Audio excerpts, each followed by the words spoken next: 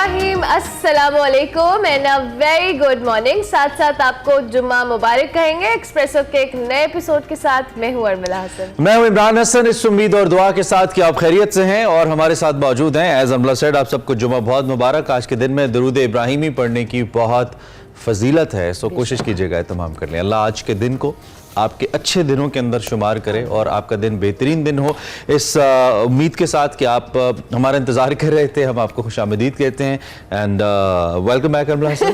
Thank you आपको। कल आप आती तो शायद हम दोनों एक दूसरे को कह रहे होते हैं, लेकिन आप आई कैन। हाँ, वैसे मैं वो आज इमरान सेट पे मैंने कहा आज बहुत दिनों के बाद हमें एक दूसरे के साथ शो करने का शर्फ मिल रहा है, लेकिन वैसे कोई बात नहीं, खैर है, कोई बात नहीं। शर्फ मिल रहा है, शर्फ मिल रहा है, क्या मिल रहा है? आपने कहा है शर्फ मिल रहा है। हाँ, मुझे मिला है ना। हाँ। आपको मैंने इज्जत दी है।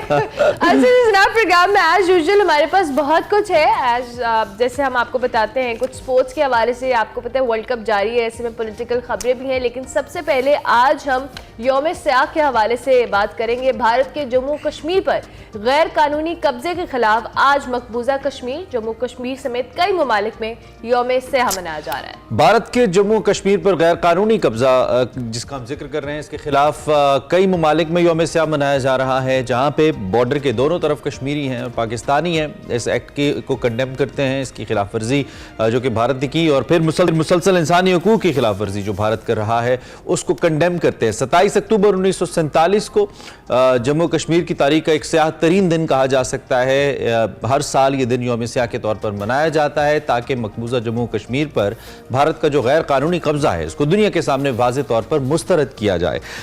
27 अक्टूबर को भारत ने 1947 के अंदर जो तकसीम है उसकी खुली खिलाफ वर्जी की, श्रीनगर के हवाई अड्डे पर अपनी फौज उतारी और जम्मू कश्मीर पर अपना गासिबाना कब्जा जमाया। इसके बाद मकबूजा इलाकों में इंसानी हुकूक की जो खिलाफ वर्जियाँ हैं उसका एक न थमने वाला सिलसिला शुरू हुआ और आज वादी जन्नत नज़ीर भारत के कब्जे में है और मुसलसल जो बुनियादी इंसानी हुकूक हैं उनको ख़त्म किया गया है। फिर इसके ऊपर एक मोड़ सब्त करने की कोशिश की ऑन 5 अगस्त 2019 के अंदर, जब भारत ने आर्टिकल 290A को रिवोक किया और उसके बाद आपके सामने सूरत हाल है कि दुनिया की सबसे बड़ी एक जेल की सूरत में इस वक्त कश्मीर दुनिया के नक्शे पे मौजूद है। बिल्कुल, मकबूजा जम्मू कश्मीर में 69 कश्मीरियों के खिलाफ रियासती दहशतगर्दी में जो भारत मुलव्वस है, इसने कश्मीर के बासियों से इनका जो हक है, खुद इरादियत है, वो भी छीन लिया और अपने हकूक के लिए लड़ने वाले जो कश्मीरी हैं उनको जेलों में बंद कर दिया गया। खून की होली खेली जाती है, 69 कश्मीरियों को शहीद किया जाता है। कश्मीरियों से इजहार यकजहती के लिए मकबूजा वादी समेत बहुत से मुल्कों में, जैसे हमने आपको आगाज़ में बताया कि यौम सियाह मनाया जाता है और मुजाहिरों का सिलसिला जारी है जो भारत का गैर कानूनी कब्जा है। इस हवाले से हम मजीद भी बात करेंगे और साथ साथ आपको पता है प्रोग्राम के आगाज़ में हमने सोचा कि इसको हम ज़रूर डिस्कस करें, यौम सियाह को जो मनाया जा रहा है, और हम अपने तौर पर बात करके ही इसमें अपनी कॉन्ट्रीब्यूशन। और अर्मिला सलाम है उन सभी मुजाहिदीन को, उन सभी शहदा को जिन्होंने अपना हिस्सा डाला है तहरीक आज़ादी कश्मीर के अंदर आज के दिन के मौके पर और सरेंडर नहीं किया भारतीय जुल्म सितम के सामने। भारत ने हर तरह की कोशिश कर छोड़ी है लेकिन आज तक कश्मीरियों ने सरेंडर नहीं किया। उनकी नस्लें कुर्बान हुई हैं सिर्फ ऐसे कॉज को लेकर, और इस वक्त दो ऐसे इलाके दुनिया भर में, एक कश्मीर है, एक फ़लस्तीन है, जो जुल्म बर्बरियत की जहाँ पे रोज़ाना कई मिसालें सामने आती हैं, कई दास्तानें रकम हो रही हैं, लेकिन ये दोनों अक़वाम अपने हक़ के लिए डटी हुई हैं और कश्मीरी हमेशा कहते हैं कि है हक़ हमारा आज़ादी, हम लेके रहेंगे आज़ादी। पाकिस्तान की हर तरह की हिमायत कश्मीरियों के साथ है, अल्लाह उनकी मुश्किलें आसान करे आज के दिन के मौके पर। और भारत जो कि डेमोक्रेसी का राग अलापता है, जमहूरियत का दुनिया के सामने उसका चेहरा आ तो रहा है, मजीद उसका चेहरा दुनिया के सामने आए इंशाअल्लाह।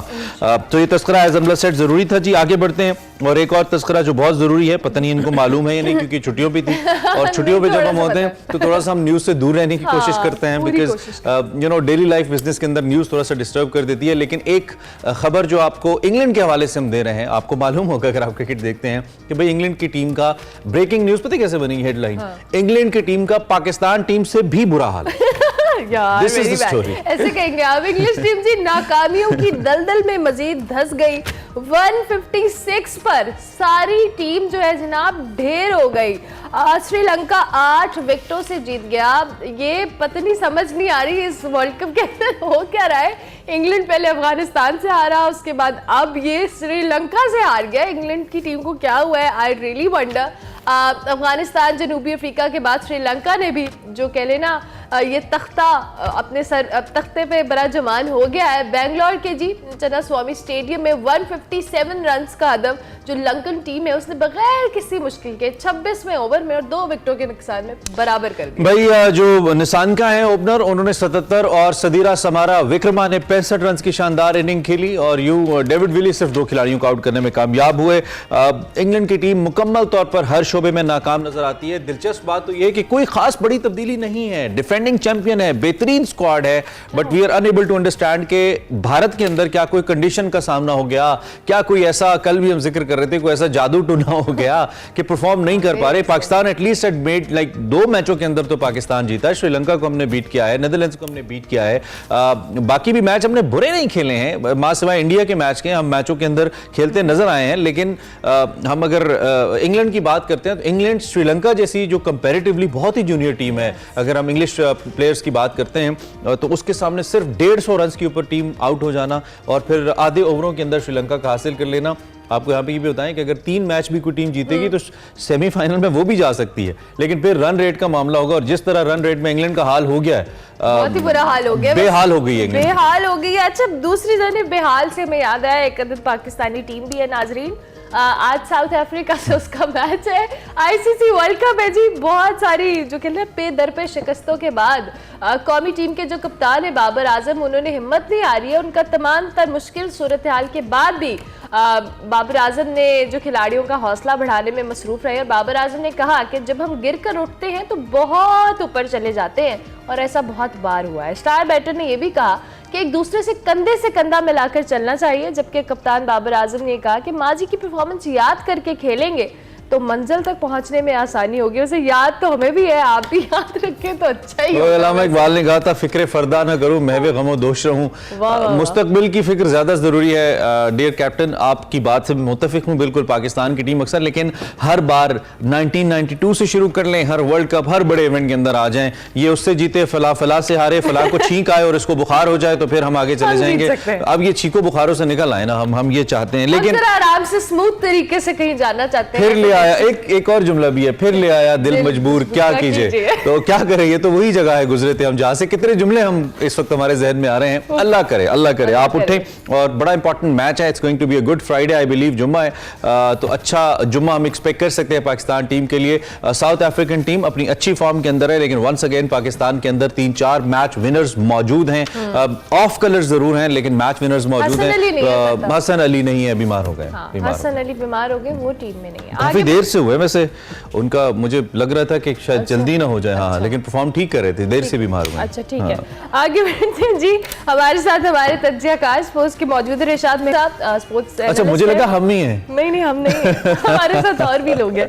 अब्दुल माजिद अवान हमारे साथ मौजूद है बहुत दिनों के बाद। Thank you very much Abdul Majid and Irshad में, वो सब बहुत शुक्रिया आप दोनों का। I hope you guys are doing well और मैच को आप लोग भरपूर अंदाज में फॉलो करें, दो कि हम थोड़े फॉलो नहीं कर रहे थे, बट स्टिल क्रिकेट एक ऐसी चीज़ है जो हम बहुत ज़ोर शोर से उसकी बात करते हैं, चाहे पाकिस्तानी टीम परफॉर्म कर रही है या नहीं कर रही है। रिशाद साहब, आपसे ज़रा हम गुफ्तगू का आगाज़ करते हैं। आज साउथ अफ्रीका के साथ पाकिस्तान का मैच है और 2 के साउथ अफ्रीका अच्छी खासी फॉर्म में है। पाकिस्तानी टीम के हवाले से भी कैप्टन कह रहे हैं कि हम बड़े पुरुमीद है कि हम कम बैक करेंगे। आपको लगता है पाकिस्तानी टीम कम बैक करेगी? जी, डिटरमिनेड तो नजर आ रहे हैं पाकिस्तानीज फॉर अ चेंज और एक पॉजिटिव माइंडसेट के साथ भी वो कह रहे हैं कि वो जाएंगे इस मैच में जरूर। लेकिन ऑफ कोर्स जिस तरह हसन अली जो कुछ बेहतर बॉलिंग कर रहे थे, उनकी जो उनको बुखार हो गया है और ये भी रिपोर्ट्स हैं कि इमाम की फिटनेस पे भी क्वेश्चन मार्क्स हैं आज के मैच के लिए। तो एक्सपेक्टेड है कि शायद 2 चेंजेस हों, फखर जमान आ जाएं और शायद वसीम जूनियर आ जाएं या नवाज आ जाएं। तो अब पाकिस्तान के लिए डू और डाई मैच है, चारों मैच पाकिस्तान को जीतने हैं, बड़ी टफ इक्वेशन है। और दूसरी तरफ साउथ अफ्रीका जो है वो हर मैच में 350 और तकरीबन 400 रन बना रहे हैं और वो बहुत इंपीरियस फॉर्म में है। तो इसलिए कि बहुत ही टफ मैच है, बहुत ही टफ मुकाबला है। लेकिन बहरहाल क्रिकेट है, क्रिकेट का गेम में अपसेट्स भी होते हैं, सरप्राइजेस भी होते हैं, तो आई थिंक उम्मीद नहीं छोड़नी चाहिए। उम्मीद ही तो हम नहीं छोड़ते, और ये उम्मीद ही तो हमें नहीं छोड़ती किसी काम का। शाद साहब, अब्दुल वाजिद मान साहब, वाइट बैकग्राउंड के साथ आप बैठे हैं, बहुत सी मुख्तलिफ निशानियां होती हैं हमारे मीडिया के अंदर ना, जो बैकग्राउंड होते हैं बड़े इंपॉर्टेंट होते हैं। सीइंग दिस, क्या आप अमन की ख्वाहिश है आपकी, आप चाहते हैं कि पाकिस्तान की टीम दोबारा से फतह की जानिब जाए? सफ़ेद रंग बड़ी बरकत का बाइस भी होता है, बरकत इसकी वजह क्या वजह है, क्यों बैठे हैं आज आप वाइट बैकग्राउंड के साथ, बताइए हमें। मैं तो चाह रहा हूँ बस पाकिस्तान सरेंडर करे और वापस आ जाए। रिशाद साहब ने तकरीबन सारा कुछ समराइज कर ही दिया है कि क्या क्या हालात हैं, कौन कौन प्लेयर्स आ सकते हैं। मैं थोड़ा सा बस बैकग्राउंड की तरफ, हमारे जो बिहाइंड द सीन्स हो रहा होता है, एक तो हमारी टीम खेल रही होती है, 11 लड़के आपके मैच खेल रहे होते हैं, लेकिन बहुत सी खबरें आ रही हैं जो टीम मैनेजर की आ रही हैं कि उनको वापस भेजा जा रहा है। फिर आपको याद होगा कि वर्ल्ड कप से थोड़ा टाइम पहले ही हमारे चेयरमैन भी चेंज हो गया था। तो टू बी ऑनेस्ट, मैं पाकिस्तान का 50-60% रोल जो प्लेयर्स का है वो इस वक्त कहता हूँ कि 60% उनकी गलती है कि वो जो बुरा खेल रहे हैं। पिछले 3 मैचेस लगातार हारे हैं, पहले 2 जीत गए थे, और दूसरा मैच भी हम श्रीलंका से कोई मतलब आसान मैच नहीं जीता, हमने वर्ल्ड रिकॉर्ड रन चेज जो है वो किया है। तो वो तुक्का था या वो किस्मत थी, वो बात हमें सोचनी पड़ेगी, लेकिन वो मैच भी हम हारने ही वाले थे तकरीबन, अगर रिजवान ना खेले। तो हमें ये भी देखना है कि पीछे से स्टेबिलिटी नहीं दी गई इस पूरी टीम को। कल पाकिस्तान क्रिकेट बोर्ड की तरफ से जो है एक स्टेटमेंट आ गई कि जी कप्तान और जो चीफ सिलेक्टर है, हमने उनको खुली छूट दी थी टीम सिलेक्ट करने के लिए। तो बेसिकली उन्होंने अपने सर से मलबा उतार के कप्तान और उनके सर पे रख दिया कि भाई ये तो इन्होंने सिलेक्ट की है और हम इन्हें सपोर्ट जरूर करते हैं। वो बड़ा एक अजीब सा एंटी थीसिस था, वो कह रहे थे कि हम सपोर्ट करते हैं, लेकिन वो साफ सुथरा कह रहे थे कि नहीं, आप बाबर और इंजमाम को बोले जो भी बोल रहे हैं, प्लीज बोर्ड को कुछ मत बोले, हम अभी नए नए आए हैं तो हमें प्लीज मत जाने का बोले। तो ये कहानियां भी हमें देखनी जरूरी है। तो टीम कंपैरिजन क्या है आप, ठीक है, हम अपनी टीम को तो जानते हैं, हम अपनी टीम का गेम और प्लेयर्स को तो जानते हैं, जरा साउथ अफ्रीका के हवाले से हमें बताइए किन प्लेयर्स के ऊपर आज काम करके जाना पड़ेगा या किया गया होगा, वी कैन एक्सपेक्ट किन प्लेयर्स को पहले हमें टैकल करना है, थोड़ा सा साउथ अफ्रीकन टीम के हवाले से एक ओवरव्यू हमें दीजिए। मैं सिंपल सा बोलूंगा, साउथ अफ्रीकन टीम को बस दुआ करें। जैसे याद होगा आपको, पिछली दफा भी हमारी जब बात हुई थी जुम्मा था, और मैंने आपको बहुत एक अल्फाज कहे थे कि ये वर्ल्ड कप जो है बैटिंग पे जीता जाएगा। ठीक है, यहाँ बॉलिंग आप भूल जाए, शाहीन को भूल जाए, हारिस रऊफ को भूल जाए, ये सब बहुत पिटेंगे और बेचारे पिट रहे हैं और उनकी गलती नहीं है, वो पिचेस हैं ही नहीं कंड्यूसिव फॉर बॉलिंग। तो बैटिंग पे वर्ल्ड कप अगर जीता जाएगा तो साउथ अफ्रीका की जो अभी तक हम परफॉर्मेंस देख रहे हैं, वो हमेशा पहले बैटिंग करते हैं, 350, 380, 400 से नीचे वो रन नहीं बना। और उनके हेनरिक क्लासन इस वक्त बहुत फॉर्म में, उनके बॉलर्स जो हैं वो बहुत फॉर्म में, बॉलर्स पेस वाले हमारी तरह, जैसे हारिस रऊफ है, उनके पास लुइस एनजीडी हैं, बहुत सारे।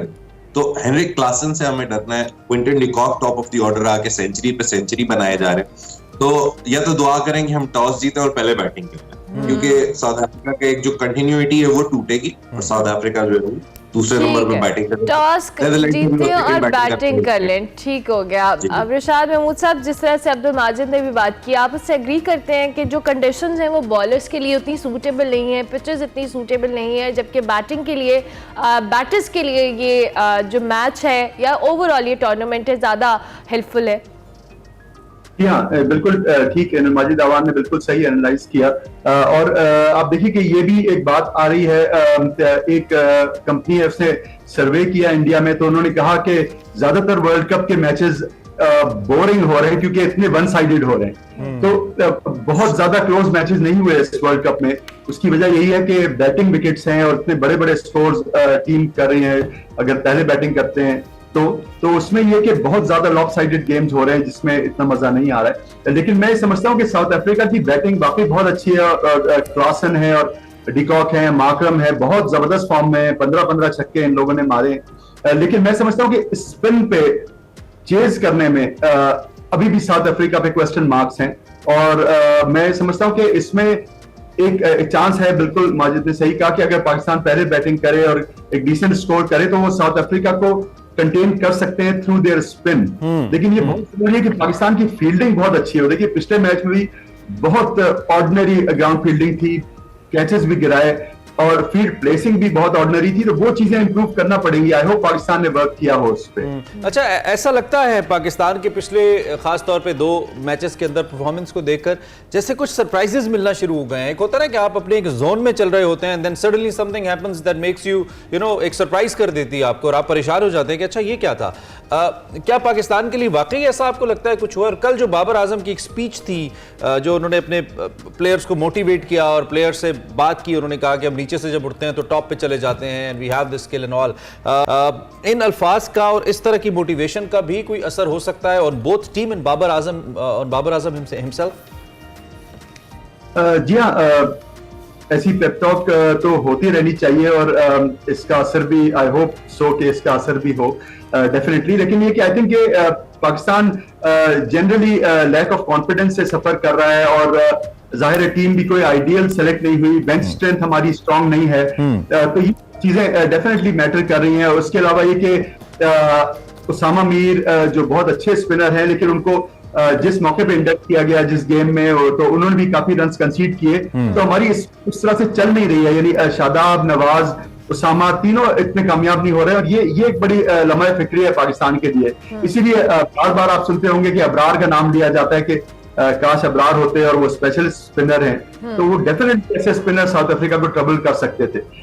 लेकिन मैं आज के गेम में कहूंगा कि कोई ऐसा वो ऑड्स नहीं है कि यानी 100 to 1 हो या कुछ हो। मैं समझता हूँ आज I would say 60-40 for south Africa and 40 for Pakistan. अच्छा, 60-40 की रेस है। अब्दुल माजिद ने तो अपनी बात के आगाज 60 फॉर पाकिस्तान? नहीं साउथ अफ्रीका। अच्छा। आपने गलत सुना। अब्दुल माजिद ने अपनी बात के आगाज में कहा था कि मैं तो दुआ करो खैर आफियत से पाकिस्तानी टीम पाकिस्तान वापस आ जाए। तो अब्दुल माजिद, आपकी रेशो फिर कितनी होगी? 60-40 तो रिशाद साहब ने की है, आप कितना रेट करेंगे इस टीम की प्रोबेबिलिटी को?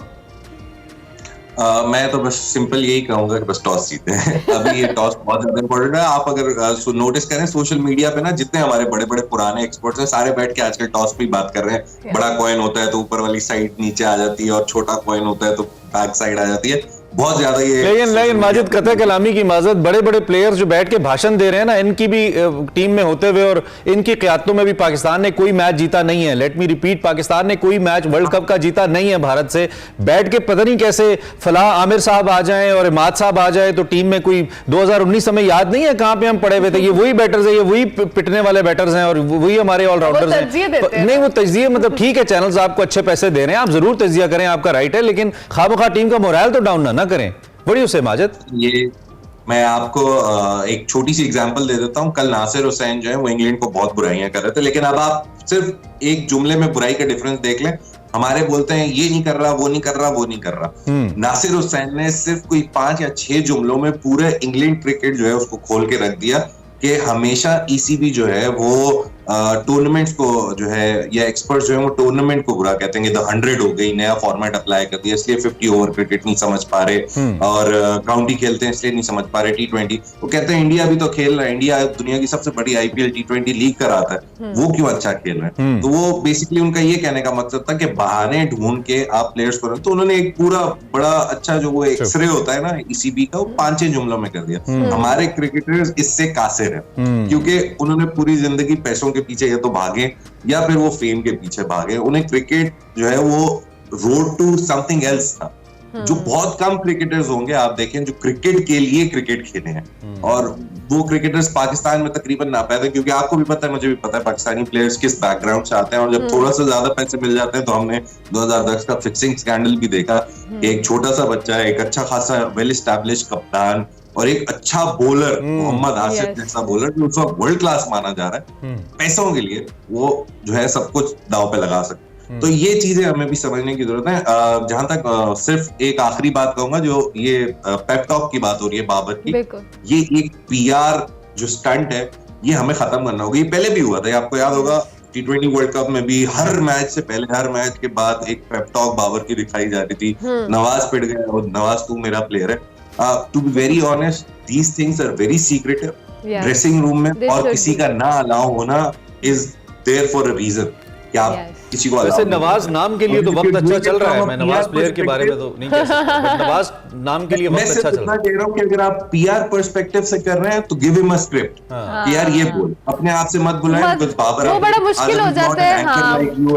वो पीआर या की वो जो कोई आप, बहुत बड़ा हॉलीवुड एक्टर नहीं है, हाँ, अब उसको 4-5 लाइनें दें कि बेटा तू ये बोल, हम तेरे को करेंगे, क्योंकि ठीक है। उसमें वो बहुत सी ऐसी बातें बोल जाता है विच ही कैन नॉट बैक अप बाद में, और वो फिर पीआर अच्छे होने से पीआर नाइटमेयर में कन्वर्ट हो जाता जी यार नाइटमेयर में कन्वर्ट हो है। जाता है। इसलिए बस अच्छी बातें उसको 4 बता के बोले ये बोल दे। स्क्रिप्टेड चीजें देनी चाहिए। रिशाद साहब, अब्दुल माजिद कह रहे हैं अच्छी बातें बाबर को बताएं कि वो यही बोलेंगे पेप टॉक में। ऑब्वियसली ये जो पीआर की बात कर रहे हैं, बहुत सारे हम सोशल मीडिया हैंडल्स के ऊपर इस तरह के बहुत सारे इमेजेस देखते हैं जो बाबर आजम को करने के हवाले से या दीगर चीजों को करने के हवाले से पोस्ट कराई जाती हैं। इनफैक्ट चाहे वो पीसीबी कराता है, किसी कैप्टन की पीआर टीम कराती है, we don't know about it, but still आपको लगता है कि इस तरह की पीआर एक्टिविटीज से प्लेयर की परफॉर्मेंस पे या ओवरऑल टीम की जो सीक्रेटिव एक चीज है उस पर फर्क पड़ता है?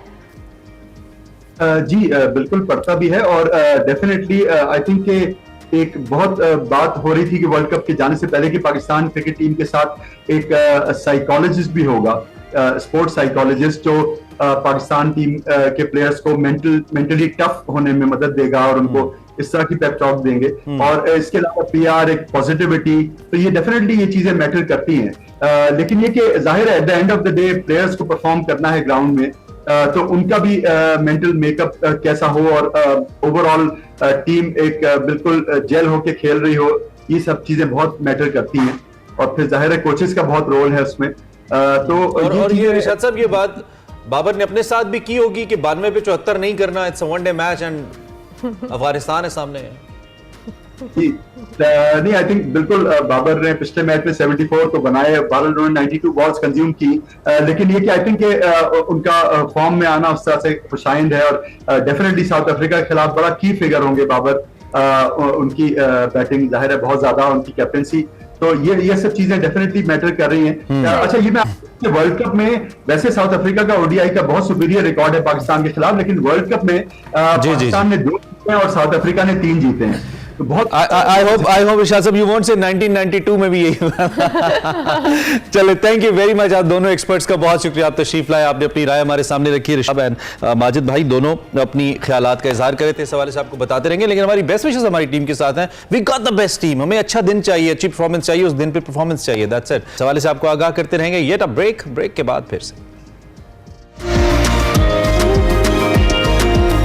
Welcome back to Expresso. Break के बाद वापस आके बात करेंगे साबिक वजीर आजम मुस्लिम लीग नून के कायद जो नवाज शरीफ साहब हैं, उनकी मुश्किलात रोज बरोज कम हो रही हैं और अच्छी खबरें मिल रही हैं। पहले एहतसाब अदालत से जमानत मिली, फिर इस्लामाबाद हाई कोर्ट से जमानत मंजूर हुई, और कल इस्लामाबाद हाई कोर्ट ने एवन फील्ड और अल अजीजिया रेफरेंसेस में नवाज शरीफ की सजा के खिलाफ जो अपीलें हैं वो बहाल कर दी हैं। कमरा अदालत में जी सूरत हाल उस वक्त दिलचस्प हुई जब नैब वजीर आजम को जेल की राहदारियों में ले जाना चाहता था, साबिक वजीर आजम सॉरी माजरत के साथ, इसी नैब ने अपीलें बहाल करने पर कोई एतराज नहीं उठाया। प्रोसिक्यूटर जनरल नैब ने कहा कि दरख्वास्त गुजार ने जिस लम्हे सरेंडर किया, इसने खुद को अदालत के रहमो करम पर छोड़ दिया है। चीफ जस्टिस साहब ने इस्तफसार किया कि क्या आप नवाज शरीफ की गिरफ्तारी चाहते हैं? नैब प्रोसिक्यूटर जनरल ने कहा कि पहले ही बता चुका हूं, बिल्कुल भी नहीं। इस तरह की समाअत के बाद अदालत ने नवाज शरीफ की सजाओं के खिलाफ जो अपीलें हैं बहाल कर दी। नवाज शरीफ साहब की अपीलें बहाल हो गई हैं और अब केसेस का मुस्तकबिल क्या होगा ये तो आने वाला वक्त। और दूसरी जानिब साबिक वजीर आजम चेयरमैन तहरीक इंसाफ की हम बात करें, उनकी साइफर केस में जमानत मुस्तरद हो गई है। सो कभी खुशी कभी गम ये चल रहा है हमारे दोस्त साबिक आजम के साथ। 2018 में हालात कुछ और थे, आज 2023 में हालात कुछ और हैं, जाने कल क्या हो। हमारे साथ इस वक्त जहांगीर जदून साहब मौजूद हैं, साबिक एडवोकेट जनरल हैं और इसके साथ साथ सीनियर कानूनदान हैं। उनसे हम पूछते हैं कि वो इस सूरत हाल को कैसे देख रहे हैं। सबसे पहले जहांगीर साहब आपका बहुत शुक्रिया and welcome to Expresso. I hope आप ठीक हैं। पहला सवाल मेरा साइफर केस के हवाले से है। इसमें चेयरमैन पीटीआई को रिलीफ नहीं मिला है, उनकी दरखास्त जमानत मुस्तरद हुई है, इससे पहले फर्द जुर्म आयद हुई थी। आप इस डिसीजन को जो कि आज कोर्ट ने सुनाया है, महफूज फैसला था, कैसे देख रहे हैं? बिस्मिल्लाहिर्रहमानिर्रहीम, बहुत शुक्रिया। देखें, अब जमानत तो कोर्ट की डिस्क्रिप्शन होती है, वो मटेरियल को अपने पास देखती है, तो शायद कोर्ट ने समझा हुआ कि जमानत के काबिल केस नहीं है, तो उनके पास अभी चांस है, वो सुप्रीम कोर्ट जा सकते हैं और सुप्रीम कोर्ट में हो सकता है उनकी जमानत हो जाए अगर सुप्रीम कोर्ट समझे कि हाई कोर्ट का फैसला ठीक नहीं है, तो उनके पास फर्दर चांस है कि वो डेफिनेटली वो बेल को चैलेंज भी करेंगे इस ऑर्डर को सुप्रीम कोर्ट में। तो वो मेरे हाल में सुप्रीम कोर्ट में उनको रिलीफ मिलता है या नहीं मिलता है ये डिपेंड करता है, लेकिन ये अब केस की नोयत पे देखना होगा, क्योंकि जो बेल होती है वो always discretion of the court होती है। एक बेलेबल ऑफेंस होते हैं या ऐसे ऑफेंस होते हैं जो 10 ईयर से कम वाली सजा में होते हैं, उसमें कोर्ट काफ़ी लीनियंट होती हैं। तो जब 10 ईयर जैसे अबव वाली पनिशमेंट का ऑफेंस होता है, जो भी ऑफेंस हो किसी भी खिलाफ हो, तो वो नॉन प्रोहिबिटरी क्लॉज में आता है, तो वो उसमें सॉरी प्रोहिबिटरी क्लॉज में आता है, तो वो प्रोहिबिटरी क्लॉज में फिर जो है उसमें थोड़ा सा इशू बन जाता है, तो फिर वो कोर्ट देखती है कि जमानत दी जाए या ना दी जाए।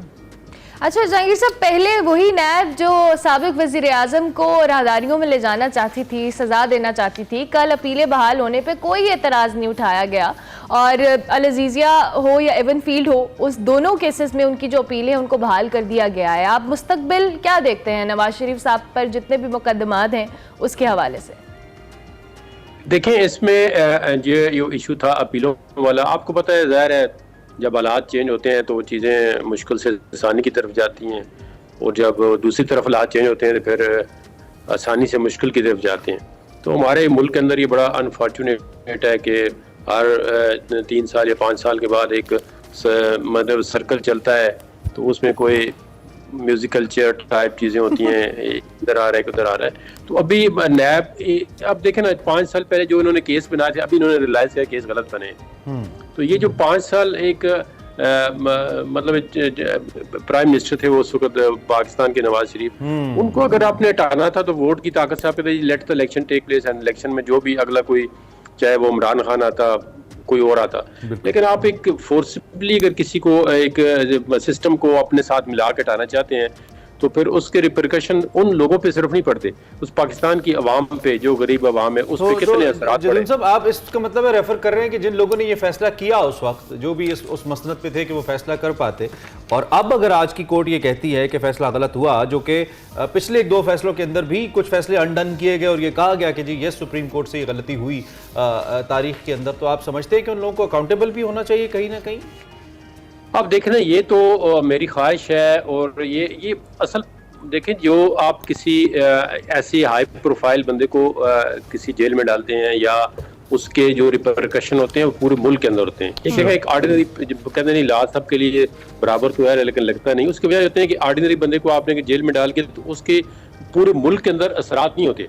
लेकिन एक अब जो पॉपुलर लीडर हो, कोई भी हो किसी भी पार्टी का, जो एक पाकिस्तान का वज़ीर आज़म रहा हो या उसको लीड करने की उसमें एबिलिटी हो पाकिस्तान को, या उसको माशी हालात ठीक करना चाहता हो, तो उसको जब आप किसी ऐसी सिस्टम के तहत साइड लाइन कर देते हैं, JIT बना देते हैं, मॉनिटरिंग जज बना देते हैं, वो कहते हैं जी हमें नहीं चाहिए, और इस तरीके से इसको बाहर करना, तो उसके फिर हालात आपके सामने, मुल्क के अंदर कितने हालात जो है वो डेवलप होते हैं, तो उसमें हम जो ऑर्डिनरी लोग हैं वो बहुत सफ़र करते हैं। और हमारे पास क्या है, जो आप 2017-18 के बाद महंगाई हुई है या चीज़ें बढ़ी हैं, हमारे पास क्या चाह रहे हैं हम, इसका कोई इंतकाम, कोई बदला, कोई इसका रिलीफ, कोई कंपनसेशन कहाँ से हम ले सकते हैं? वो तो बंदा जो खुद है वो भी नहीं ले सकता।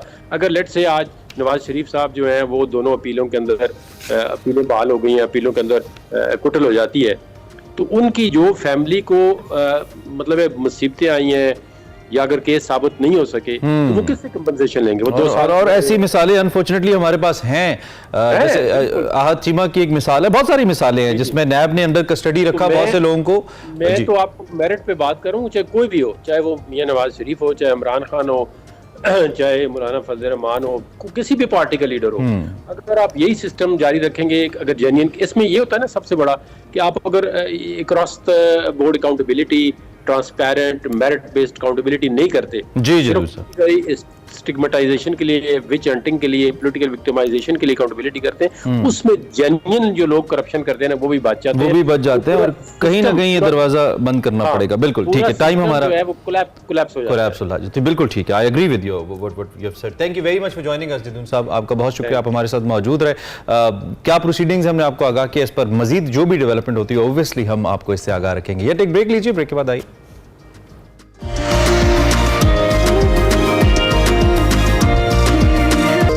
Welcome back. पाकिस्तान समेत दुनिया भर में वर्ल्ड ऑक्यूपेशनल थेरेपी डे मनाया जा रहा है आज। It's very topic. इस थेरेपी से मुतालिक कुछ आगाही बहुत ज़रूरी है। इसको फराहम करने के लिए इसकी अहमियत और अफादियत आलमी और कौमी सतह पर उजागर करने के लिए ये दिन मनाया जाता है। इस साल का जो थीम है वो है यूनिटी थ्रू कम्युनिटी। और इस थेरेपी जिसके बारे में हम बात करें, एक ऐसा तरीका इलाज है ऑक्यूपेशनल थेरेपी जिसके ज़रिए जो जहनी पसमानदा मरीज़ है इनको इस काबिल बनाया जाता है कि वो रोज़मर्रा की उमूर खुद सर अंजाम दे सकें। पाकिस्तान में एज ऑफ सेड इस हवाले से जो आगाही है वो ना होने के बराबर थी, लेकिन अब बड़े पैमाने पर इस पर काम हो रहा है। और ये काम किस हद तक है, इसमें मजीद क्या डेवलपमेंट की ज़रूरत है, इसी पे हमने इस सेशन में बात करनी है। बिल्कुल, हमारे साथ हमारी मेहमान मौजूद हैं। रमशा खान है, ये ऑक्यूपेशनल थेरेपिस्ट हैं IMC पे, उसके साथ साथ हेड ऑफ द डिपार्टमेंट है PSRD पे। उनसे हम बात करते हैं। Thank you much Ramsha for joining us. I hope you are doing well. सबसे पहले तो हम इस टर्म को डिफाइन करते हैं। बहुत सारे लोगों के लिए टर्म बड़ी नई होगी, ऑक्यूपेशनल थेरेपी। ये है क्या और किस तरह से इस थेरेपी को किया जाता है और किन लोगों के ऊपर किया जाता है? अपनी गुफ्तगू का आगाज़ कीजिएगा। So basically occupational therapy it's a medical field. और इस मेडिकल फील्ड में हर बीमारी के साथ काम किया जाता है, वेदर दैट्स फिजिकल, जिस्मानी बीमारी हो, नफ्सियाती बीमारी हो, जहनी बीमारी हो, ऐसी बीमारी हो जो पैदाइशी हो या ऐसी बीमारी हो जो किसी एक्सीडेंट या किसी इंजरी के बाद डेवलप हुई हो। ठीक है। तो काफ़ी डाइवर्स बीमारियां देखी जाती हैं, लेकिन फोकस इसका होता है फंक्शन पे। मतलब उन बीमारियों से क्या मसले निकल रहे हैं हमारी आम रोज़मर्रा की ज़िंदगी में। हम क्या, कहाँ से हमारी लाइफ डिस्टर्ब हुई है, या हमारी जो पहले रूटीन होती थी या वो वी कॉल नॉर्मल लाइफ, वो किस तरह से अब हम परफॉर्म नहीं कर पा रहे। इसमें मैं एग्जांपल्स दूंगी। जैसे स्ट्रोक का पेशेंट, जैसे आम अल्फाज में फॉलेज कहते हैं, वो पेशेंट, उनकी एक साइड अक्सर इफेक्ट हो जाती है, एक हाथ, एक बाजू नहीं काम, एक टांग नहीं काम कर पा रही होती, चलने फिरने में मुश्किल आती है, काम पे जाने में मुश्किल आती है। वो सारे काम जो पहले वो कर पाते थे अब उनमें मदद चाहिए होती है। या कैंसर ले लें, कैंसर में बीमारी और उसका इलाज भी दोनों ही एक पर्सन की एबिलिटीज़ को कम कर देता है। या अगर हाथ कट गया है, टांग कट गई है after a bomb blast, after road traffic accident, उन पेशेंट्स में भी फिर एबिलिटीज़ लूज़ हो जाती हैं, उनकी फंक्शनल एरियाज़ में, फंक्शनल लाइफ में डिफ़िकल्टी आती है। तो फोकस होता है हमारा कि कैसे उनको दोबारा से फंक्शनल करना है, उनको नॉर्मल लाइफ की तरफ लेकर आना है। तो these therapies लाइक फिजिकल हैं, मेंटल हैं, दोनों हैं, क्या है? दैट्स एक्चुअली क्वाइट इंटरेस्टिंग, क्योंकि मैं बता रही हूँ हर तरह की बीमारी आ सकती है। तो इसमें जो टेक्निक्स हैं, स्ट्रैटेजीज हैं, वो भी हर तरीके की हैं। फिजिकल भी हैं, अगर किसी को फिजिकल बीमारी है या फ्रैक्चर है तो फिजिकल नेचर की स्ट्रैटेजीज अप्लाई की जाती हैं। अगर साइकोलॉजिकल है, जैसे डिप्रेशन के पेशेंट भी आते हैं ऑक्यूपेशनल थेरेपी में। डिप्रेशन में अक्सर मुश्किल हो जाता है अपना ख्याल रख पाना। इवन कहते हैं पेशेंट, हमें हिम्मत नहीं होती जॉब पे जाने की या वो सारे काम करने की जो पहले करते थे। तो वहाँ फिर साइकोलॉजिकल स्ट्रैटेजीज यूज़ करते हैं। हमारा एक और तरीका होता है, हम ऑक्यूपेशन, ये जो वर्ड है ऑक्यूपेशनल थेरेपी का, ऑक्यूपेशन के थ्रू इलाज करते हैं। ये जो ऑक्यूपेशंस होते हैं या कामकाज होता है, ये कुदरती तौर पे ही थेरेप्यूटिक होता है। यही इलाज कर रहा होता है। जैसे अगर हम सुबह उठ के तैयार होते हैं, कपड़े नए बदलते हैं, बाहर जाते हैं, ये सब जो रूटीन होती है ये थेरेप्यूटिक होती है हमारे लिए। तो हम ऑक्यूपेशंस के थ्रू इलाज करते हैं और फोकस भी होता है कि उसको दोबारा से ऑक्यूपेशनल बनाना। अच्छा रमशा, ये बताइएगा किस एज के लोग जो होते हैं इस थेरेपी के जरिए उनके जो रिकवरी है उसके चांसेस ज़्यादा होते हैं कंपैरेटिवली? अगर हम ज़्यादा उम्र के लोगों की हम बात करें, यंग लोगों की क्या कंपैरेटिवली होती है? सेकेंडली, अब जब आपके पास कोई पेशेंट आता है तो सबसे ज़्यादा फोकस उसकी मेंटल पे किया जाता है, क्योंकि ऑब्वियसली आपने कहा ऑक्यूपेशन के जरिए उसको हैंडल करना होता है। सो मेंटल हेल्थ पे आप ज़्यादा फोकस करते हैं या फिजिकल एक्टिविटी पे करते हैं? जो पेशेंट्स की बात कर रही हैं आप कि किस तरह के ज़्यादा फ़ायदा उठाते हैं ऑक्यूपेशनल थेरेपी से, अच्छा आते हर एज के हैं, फ्रॉम बेबीज़ टू बड़ी उम्र के जो इंडिविजुअल्स होते हैं। क्योंकि छोटे बच्चों में ऑक्यूपेशंस और होते हैं, डेवलपमेंटल हम डिफ़िकल्टीज देखते हैं, बड़ी उम्र में जाके एज रिलेटेड डिक्लाइन देखते हैं। तो डाइवर्स पॉपुलेशन आती है। अब फोकस ये होता है हमारा कि उन्हें फंक्शनल बनाना है। ज़्यादा जो रिसर्च बताती है अर्ली इंटरवेंशन में बहुत रोल होता है। मतलब जितना अर्ली ऑन एक बच्चा आ सके, अगर पीडियाट्रिक कंडीशन को देखा जाए, या किसी भी बीमारी के बाद, बीमारी का ऑनसेट के बाद या किसी एक्सीडेंट या इंजरी के फौरन बाद आए तो उसके सबसे ज़्यादा चांसेस है कि वो रिकवर कर पाएगा। स्ट्रोक के जैसे अगेन एग्जांपल दूं तो with in the first 3 months सबसे अच्छा चांस होता है कि हम मैक्सिमाइज कर सकते हैं उसकी रिकवरी को। ठीक है। तो और दूसरा सवाल था कि किस पे फोकस किया जाएगा, it depends on the patient. मैं पेशेंट से पूछूंगी वो क्या करना चाहता है। कुछ के लिए ज्यादा इंपॉर्टेंट होता है कि वो वॉक कर सके, वो एक जगह से दूसरी जगह चल के जा सके।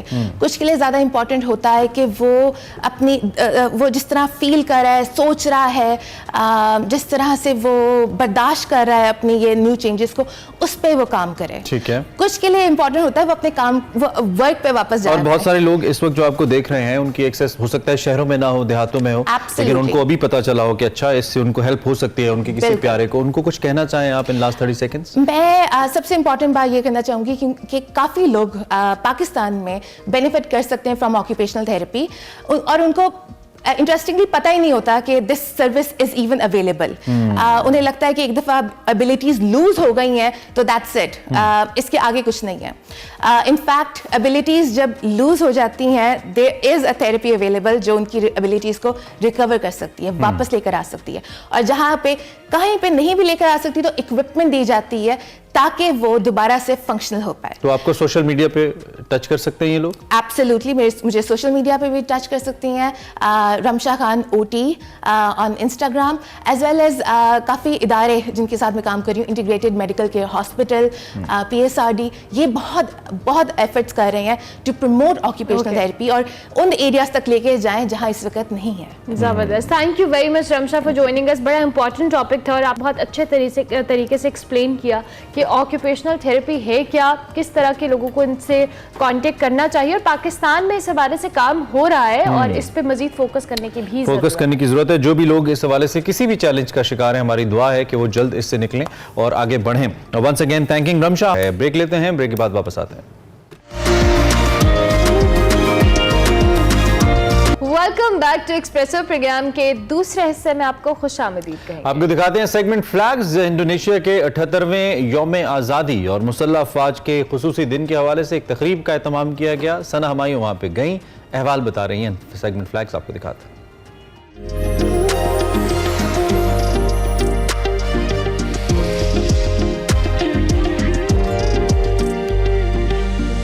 सबकी आमद और दोस्ती का बहुत शुक्रिया। Thank you so very much. Indonesia Pakistan दोस्ती जिंदाबाद। हेलो और अस्सलाम वालेकुम, वेलकम टू फ्लैग्स के एक और एक्साइटिंग एपिसोड में आपको खुशामदीद कहती हूँ। आज की ये खूबसूरत शाम सजाई है इंडोनेशियन एम्बेसी ने अपने 78th इंडिपेंडेंस डे और आर्म्ड फोर्सेस डे को सेलिब्रेट करने के लिए। आज बहुत सारे न्यूली अपॉइंटेड एम्बेसडर्स आज शरीक हो रहे हैं, तो आइए उनको वेलकम भी करेंगे और देखते हैं कि आज के इस शाम में क्या क्या और होने वाला है। तो रहिए मेरे साथ। इस वक्त मैं मौजूद हूँ कोरियन एम्बेसडर के साथ, पाक की जुन। Let me welcome you your excellency. जनाबी सफीर, आप हाल ही में पाकिस्तान आए हैं, मैं आपको खुशामदीद कहती हूँ। And welcome you in Pakistan. Yeah, thank you for your welcoming and hospitality for me. I am newly arrived in Korean. मुझे वेलकम करने पर मैं भी आपका शुक्रगुजार हूँ। मैं बिल्कुल हाल ही में बतौर कोरियन सफीर पाकिस्तान में अपॉइंट हुआ हूँ। ये मेरे लिए बहुत फख्र की बात है। पाकिस्तान बहुत खूबसूरत मुल्क है। पाकिस्तान और कोरिया के सफारती ताल्लुकात को 40 साल गुजर चुके हैं। अब इन ताल्लुकात को मजीद बेहतर बनाने की जिम्मेदारी मुझ पर आयद होती है। Some sense of responsibility, sense of mission for further enhancing exchange and cooperation between two countries. Fantastic. हम भी यही चाहते हैं कि कोरिया के साथ हमारे ताल्लुकात मजीद बेहतर हों। आज की ये तकरीब बहुत शानदार है। आपको ये तकरीब कैसी लगी? Yes, this is reception. ये तकरीब बहुत जबरदस्त है। इन तकरीबात का सबसे बड़ा फायदा ये है कि इंटरनेशनल कम्युनिटी के लोग आपस में मिल बैठकर बातचीत करते हैं, एक दूसरे के मसाइल सुनते हैं। इस तकरीब की मुनासबत से मैं आप सबको कोरियन डे की तकरीब में शिरकत करने की दावत भी दे रहा हूँ। इस हफ्ते के दिन हम लोग इस तकरीब को होस्ट कर रहे हैं। प्लीज आप लोग जरूर इसमें शिरकत कीजिएगा। Friendship and views We would definitely and happy Indonesian Day to all Indonesians. और इस वक्त मैं मौजूद हूँ चेक रिपब्लिक के न्यू एम्बेसडर के साथ। आइए इन्हें वेलकम भी कहते हैं और आज के इस खास दिन के मौके पर ये क्या कहना चाहेंगे। Your Excellency, let me welcome जनाब सफ़ीर, मैं आपको पाकिस्तान में खुशामदीद कहती हूँ और आपके लिए बहुत सारी नेक तमन्नाओं का इजहार भी करती हूँ। बहुत शुक्रिया आपका। आज के दिन की मुनासिबत से मैं इंडोनेशिया को इनके कौमी दिन पर मुबारकबाद देना चाहता हूँ। मैं इंडोनेशिया में भी बतौर सफीर अपनी सर्विसेज दे चुका हूँ। इंडोनेशिया के लोगों को बहुत बहुत मुबारक हो। Wonderful, thank you, and both of you are looking together wonderful. Thank you very much and see you soon. और इस वक्त मैं मौजूद हूँ जापानीज काउंसलर के साथ Kawamura Kenta. Your excellency, it's a pleasure to have you in today's evening. Let me welcome you in Pakistan. Yeah, thank you very much. Yeah, How long have you been here? just 2 months. So new. So I hope it's too early to कि ask. कबल अज वक्त सही, मगर आपको पाकिस्तान कैसा लगा? The environment, people. Oh yes, yeah. We are settling down right now. That's wonderful. And what about this? This is a Indonesian सिफारत खाने की तरफ से ये रंगारंग शाम सजाई गई है। आप क्या कहना What do you have चाहेंगे? to wish for the Indonesian people? Yeah. ये तकरीब बहुत जबरदस्त है। इस तकरीब में शिरकत करने के बाद मुझे इंडोनेशिया और पाकिस्तान के माबेन मजबूत ताल्लुकात के बारे में पता चला। And how we can see the Japan और पाकिस्तान के माबेन ताल्लुकात के बारे में क्या कहना चाहेंगे? and Pakistan. Yeah. Japan and Pakistan have a very Japan और पाकिस्तान की तारीख बहुत पुरानी है, दूसरी जंग अजीम से भी पुरानी। हम लोग इन ताल्लुकात को मजीद मजबूत बनाने के लिए हर वक्त काम कर रहे हैं। the bilateral relations. Can we expect more events from क्या you? जापान की तरफ से भी ऐसी सकाफती तकरीबात मुनक्किद की जाएंगी जिससे हम जापान की सकाफत को भी जान सकें? Events here? Oh yes, we'll have a self-defense force. जी हाँ, अगले हफ्ते हम लोग सेल्फ डिफेंस फोर्स मेमोरियल की एक तकरीब होस्ट करने वाले हैं। इस वक्त इस तकरीब की तैयारियां जारी हैं। Understanding of the two countries' relations. So congratulations in advance, and we would love to be a part of that evening and your celebration and happiness in Pakistan. Enjoy your. Thank you. और अभी मैं मौजूद हूँ दुसरफ चार्जी affairs Tunisian Embassy, and let me congratulate you. What a wonderful ये यकीनन आपके लिए बहुत ही जबरदस्त दिन day है। for you. Yes, of course, and it's a wonderful day for जी बिल्कुल, यहाँ मौजूद हर शख्स के लिए ये बहुत जबरदस्त दिन है। हम सब यहाँ इंडोनेशिया का कौमी दिन मना रहे हैं। इंडोनेशिया एक अच्छा दोस्त मुल्क है और अपने दोस्त मुल्क का कौमी दिन पाकिस्तान जैसे दोस्त मुल्क पे मनाने का बहुत मजा आ रहा है। मैं पाकिस्तान, इंडोनेशिया और इंडोनेशिया के लोगों को मुबारकबाद देना चाहती हूँ। And what about your becoming a charge? आप चार्जी अफेयर्स कैसे? So this is my duty as एक सफारतकार होने के नाते ये मेरी ड्यूटी है। मैं अपना काम कर रही हूँ। मुझे उम्मीद है कि अल्लाह मेरी मदद करेगा और मैं अपना काम सही तरीके से कर सकूंगी। responsibilities that we are having.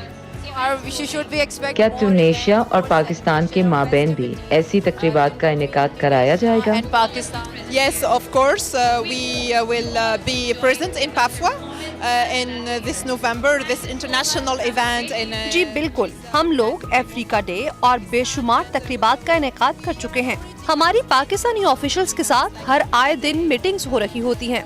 हम चाहते हैं कि तुनिशिया और पाकिस्तान के ताल्लुकात मजीद बेहतर हों। इंशाअल्लाह आपसे पाफपा में मुलाकात होगी। आप तो नशीन सकाफत को देखकर बहुत हैरान होंगी। Relations, and inshallah see you at Pafa. You will be amazed by the Tunisian stand. Oh my God, I'm really looking forward and excited about this event. So enjoy your evening, Dushraf, and again congratulations. Thank you so much. I hope आज की इस शाम को आपने बहुत enjoy किया होगा। मैंने तो बहुत enjoy किया। फूड, डांसेस और साथ में नए एम्बेसडर से मुलाकात। तो होगी आपसे अगले हफ्ते फिर मुलाकात। रखिए अपना ख्याल, मुझे दीजिए इजाज़त। अल्लाह हाफ़िज़।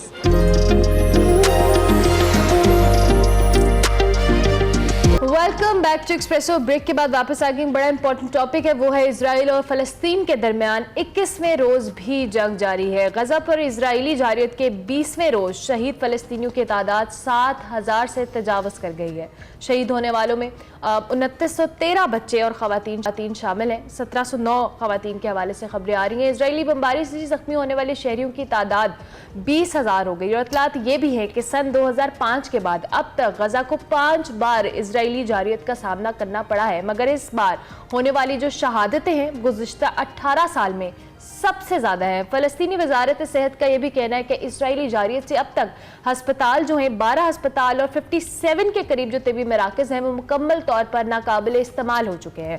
कल जो तुर्क सदर हैं रजब तैयब एर्दोगान, उन्होंने कहा है कि इजरायली हमले सेल्फ डिफेंस की हदें पार करके अब बर्बरियत वहशियाना रद्द अमल में तब्दील हो चुके हैं। जबकि अंकारा में वो खिताब कर रहे थे और उन्होंने कहा कि इजरायली सेल्फ डिफेंस की आड़ में जो गजा है उसमें कत्लेआम कर रहा है। सफाकियत का बाजार उन्होंने गर्म किया, जबकि इंसानी हकूक के अलंबरदार और गजा पट्टी में जो जारी बर्बरियत है और कत्लेआम है इसको नजरअंदाज कर रहे हैं। बिल्कुल, तुर्क सदर का मजीद कहना था कि तुर्की मासूम बच्चों निहत्ते शहरियों के कत्ल पर मजीद वक्त के लिए खामोश नहीं रह सकता। यूरोपीय यूनियन को गजा पट्टी में फौरी जंगबंदी के लिए और कितने बच्चों की लाशें इस मौके पर सदर ने कहा कि चाहिए। जंगबंदी के मुतालबे के लिए मगरब गजा में मजीद और क्या कराना चाहता है। मगरब इसराइल को रोकने के बजाय इसकी गैर मशरूत हिमायत कर रहा है। कल अमरीकी अदाकारा सुजैन सरंडन ने फलस्तीनी अवाम से ज़ाहिर यकजहती किया था कि इसराइल की गजा पर बमबारी हिरोशिमा पर गिराए गए एटम बॉम्ब के मुतरादिफ है, इसके बराबर है। इस वक्त की सूरत हाल किस जानिब जा रही है, क्या ग्राउंड रियलिटी से भी वर्स्ट है वो हक़ाइक़ जो अभी तक पहुंच नहीं रहे हैं मीडिया के ऊपर। मोर देन 50% जो रहने के काबिल इमारतें हैं गजा की पट्टी के अंदर वो तबाह कर दी गई हैं। हमारे साथ इस वक्त मंसूर जाफर साहब मौजूद हैं, मशरिक़ वस्ता अमूर के माहिर हैं। उनसे ज़रा पूछते हैं क्योंकि मुसलसल वो इन हालात व वाक़यात के ऊपर बात करते रहे हैं, समझते हैं और तारीखी तौर पर इस इलाके की क्या अहमियत उससे भी वाकिफ़ है। मंसूर साहब, थैंक यू वेरी मच, आपने हमें ज्वाइन किया। हमें मालूम है इस वक्त क्या सूरत हाल है, लेकिन इसके साथ खदशात भी अपनी जगह मौजूद हैं कि शायद अभी भी वो नंबर्स हम तक नहीं पहुंच रहे जो हकीकी तौर पर हैं। जो हकीकी सूरत हाल है वो शायद इससे भी ज़्यादा वर्स्ट है। तो ये जो इस वक्त कुछ स्टेटमेंट्स इंटरनेशनली आई हैं, खासतौर पे प्रेसिडेंट एर्दोगान की जो स्टेटमेंट है, आप इसको किस हद तक मुअस्सर देखते हैं इन हालात के ऊपर? मैं समझता हूँ जी एर्दोगान साहब जो है उन्होंने जो है उम्मत मुस्लिमा की और ख़ासतौर पर फ़लस्तीनियों की हकीकी मानों में तर्जुमानी की है। उनके जितने भी मिजरीज़ हैं, उनके जो सफरिंग्स हैं उसको हाईलाइट करके, और जो बड़े अपने आप को इंसानी हकूक़ के चैम्पियन और बाज़ अमीर दुनिया समझती है यानी यूरोपीय यूनियन और वेस्ट, उनको कॉल इन किया है कि आप लोग जो है कितनी और कुर्बानियाँ, कितनी और लाशें जो हैं आपको दरकार हैं किसी एक्शन करने के लिए। तो मैं समझता हूँ कि ये एक बहुत ही टाइमली कॉल है, अगरचे डिलेड इसको हम कह सकते हैं, लेकिन बहरहाल फिर भी किसी न किसी ने आवाज़ उठाई है। और ख़ास तौर पे यूरोप के कल्ब में बैठ के कि जहाँ पे यकीनन उनके स्टेक्स हैं और ख़ास तौर पे तुर्की इस हवाले से अहम मुल्क है कि तुर्की के अपने सफारती ताल्लुकात हैं इसराइल के साथ, और तुर्की माजी में गजा के जो बासी हैं, गजा के जो महसूरीन हैं, इनके लिए फ्रीडम फ्लोटेला की शक्ल में मुख्तलिफ इमदादी कश्तियाँ जो हैं वो लेकर आया था। लेकिन उस पर भी इसराइली जो कमांडोज जो हैं उन्होंने खुले समुंदर में हमला करके तकरीबन 12 के करीब तुर्क रज़ाकार जो है उनको शहीद कर दिया था। और उसके नतीजे में एक बहुत बड़ा डिप्लोमेटिक क्राइसिस इसराइल और तुर्की के दरमियान हो गया था। तुर्की ने अपने सफारती ताल्लुकात मुनक़ता कर लिए थे और तकरीबन 2-2.5 साल की मिन्नत तरला और मेहनत के बाद जो है इसराइल के साथ वो ताल्लुकात दोबारा बहाल हुए। तो इस वक्त मैं समझता हूँ जो सबसे ज़्यादा हमारे लिए परेशानी की बात है वो उस पूरा जितना भी इस वक्त वहाँ पे गजा का तबाही और बर्बादी है उसको मगरब और अमेरिका बिलखुसूस मानने को तैयार नहीं है। इसराइल के एक सफीर साहब का बयान आ रहा है कि हमें शक है कि जो गजा के बारे में कैजुअल्टी फिगर दिया जा रहा है वो ठीक नहीं है। तो कल गजा की जो वजारत सेहत है और उन्होंने बाकायदा फिगर जारी की है, एक लिस्ट जारी की है नामों की कि जिसमें जो शोहदा की तादाद जो है वो शो की जा रही है, बताई जा रही है, ताकि कम से कम अगर कैमरे की आंख से और सेटेलाइट से ली जाने वाली तस्वीर जो है वो इन सहयूनियों को और यहूदियों को और इसराइलियों को जो है उनकी आंखें नहीं खोल रही। तो कम से कम ये सरकारी हकायक ही हम आपके साथ शेयर कर रहे हैं, इसको आप डबल चेक कर लीजिए। दूसरे नंबर पे जितने बड़े पैमाने पे वहाँ आतिशवाहन की बारिश की गई है उसके बाद वहाँ किसी जीरू का बचना जो है मैं समझता हूँ मौजज़ा ही है। इस वक्त तक फलस्तीनी जो है तकरीबन पिछले 20-22 दिन से जो है इसराइल की इस लश्करकशी का शिकार है और बड़े पैमाने पे जो है बेघर हुए हैं। यानी आप इससे अंदाजा लगा लीजिए कि उसमें कोई सेगमेंट ऑफ सोसाइटी महफूज नहीं है। यानी जो जंगजू है वो तो अपनी जगह एक वल्नरेबल पोजीशन में है, लेकिन उसके साथ साथ जो सिविलियन आबादी और बिलखुसूस इस पूरी जंग की हकीकी तस्वीर दुनिया को दिखाने वाला मीडिया जो है, उसके 30 सहाफ़ी जो है वो इस वक्त तक इसकी नजर हो चुके हैं। और कल जो है अल जजीरा के जो गजा के ब्यूरो चीफ हैं, उनकी पूरी फैमिली जो है वो वाइप आउट हो गई इस बमबारी के नतीजे में। और मैं समझता हूँ कि ये बहुत बड़ी कुर्बानी है उस मीडिया की तरफ से भी और कम से कम इस चैनल की तरफ से भी कि इनके पहले भी शीरी अबू आकला नामी एक फलस्तीनी जो रिपोर्टर थे इनके वेस्ट बैंक में, उनको भी इसी तरीके से स्नाइपर शूटिंग में किल कर दिया गया था। तो अब वो खुद अमेरिकन नेशनल भी थी, लेकिन उनका भी अभी तक कजिया जो है वो इसी तरीके से लटक रहा है कि उनके कातिल को जो है वो सजा नहीं दी जा सकी। मैं समझता हूँ ये जितने बड़े पैमाने पे अब इसराइल ने वहाँ तबाही मचाई है, तो अब जो आखिरी उम्मीद रह गई है वो यूनाइटेड नेशन की जनरल असेंबली का इजलास जारी है। इजलास जो है वो तो नाकाम हो चुके हैं करारदादों के हवाले से, बल्कि 4 आप कह लीजिए कि जिसमें कुछ रूस की तरफ से वीटो कर दी गई करारदाद और कुछ जो है अमेरिका और उनके दीगर इत्तेहादियों ने वीटो कर दी। तो मैं समझता हूँ कि ये वीटो का खेल जो है ये फलस्तीनियों के खून के साथ ही होली खेलने के मुताबिक। अभी आपने बात की मंसूर जाफर साहब जिस तरह से कि जो ये बहुत बड़े पैमाने के ऊपर हम जो इजराइल फ़लस्तीनियों को नस्लकुशी कर रहा है, उनको नुकसान पहुंचा रहा है, उनको शहीद कर रहा है, ख़वातीन हो, बच्चे, कोई सेगमेंट ऑफ सोसाइटी जिसकी आप बात कर रहे थे, चाहे वो सिविलियंस है या कोई भी लोग हैं। दूसरी जानिब ये जो आलमी ताकतें हैं, चाहे उसमें अमेरिका की बात करें, दीगर ममालिक की बात करें, इनका रोल बड़ा एक क्वेश्चन मार्क है बहुत सारी चीज़ों के ऊपर, क्योंकि बहुत सारी बातें की जाती हैं ह्यूमन राइट्स की, ये सारी चीज़ें, लेकिन जिस तरह खुलेआम हम सब चीज़ें देख रहे हैं, अब इसका कोई हल तो होना चाहिए, बल्कि इनफैक्ट ये बड़ी आलमी ताकत इस चीज़ को हवा दे रही हैं और उसको एक्सेप्ट करने को भी तैयार नहीं है।